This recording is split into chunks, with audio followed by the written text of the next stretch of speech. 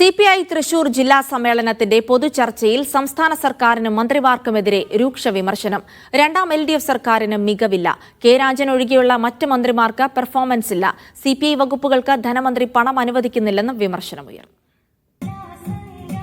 ഒന്നാം സർക്കാരിന്റെ പ്രവർത്തന മികവിനോട് ചേർന്ന് നിൽക്കുന്നതല്ല രണ്ടാം LDF സർക്കാരിന്റേതെന്നാണ് പൊതുചർച്ചയിലെ വികാരം. മുഖ്യമന്ത്രിയുടെ മകൾ വീണയ്ക്കെതിരായ ആരോപണങ്ങൾ മുന്നണിയെ പ്രതിരോധത്തിലാക്കി. ധനപ്രതിസന്ധിക്കിടയിലും CPIM മന്ത്രിമാർക്ക് പണം അനുവദിക്കുമ്പോഴും CPI മന്ത്രിമാരോട് കടുത്ത അവഗണനയെന്നും ചർച്ചയിൽ വിമർശനം. എന്നാൽ വിമർശനത്തെ തള്ളി ധനമന്ത്രി KN ബാലഗോപാൽ രംഗത്തെത്തി. എല്ലാ വകുപ്പുകൾക്കും ഒരേപോലെയാണ് എന്ന് മാത്രമല്ല, ഏറ്റവും അത്യാവശ്യമുള്ള ചില വകുപ്പുകളുണ്ട്, അതിന് അധികം പണം കൊടുക്കേണ്ടി വരും. ഞങ്ങളുടെ പാർട്ടി കമ്മിറ്റികൾക്കകത്തൊന്നും വേണ്ടി വിമർശനം വരും. ഓരോന്നിനെ പറ്റി വിമർശനം ഇല്ലാതെ പാർട്ടികളില്ല, പ്രത്യേകിച്ച് കമ്മ്യൂണിസ്റ്റ് പാർട്ടികളില്ല. സപ്ലൈകോയിലടക്കം സാധനങ്ങളില്ലാത്തതിന്റെ പേരിൽ സാധാരണ പാർട്ടി പ്രവർത്തകർ മറുപടി പറഞ്ഞു മടുക്കുകയാണ്. ഭക്ഷ്യമന്ത്രിക്കും കൃഷിമന്ത്രിക്കും എതിരെ ഉയർന്നത് അതിരൂക്ഷ വിമർശനം. VS സുനിൽകുമാറിനൊപ്പം ഉയരാൻ P പ്രസാദിനാകുന്നില്ല. CPIMനോട് കാര്യങ്ങൾ തുറന്നു പറയാൻ സംസ്ഥാന സെക്രട്ടറി ബിനോയ് വിശ്വം തയ്യാറാകണം. ബിനോയ് വിശ്വത്തെ വേദിയിലിരുത്തി പൊതുസമ്മേളനത്തിൽ പ്രതിനിധികൾ ആഞ്ഞടിച്ചു. മീഡിയ 1 തൃശൂർ.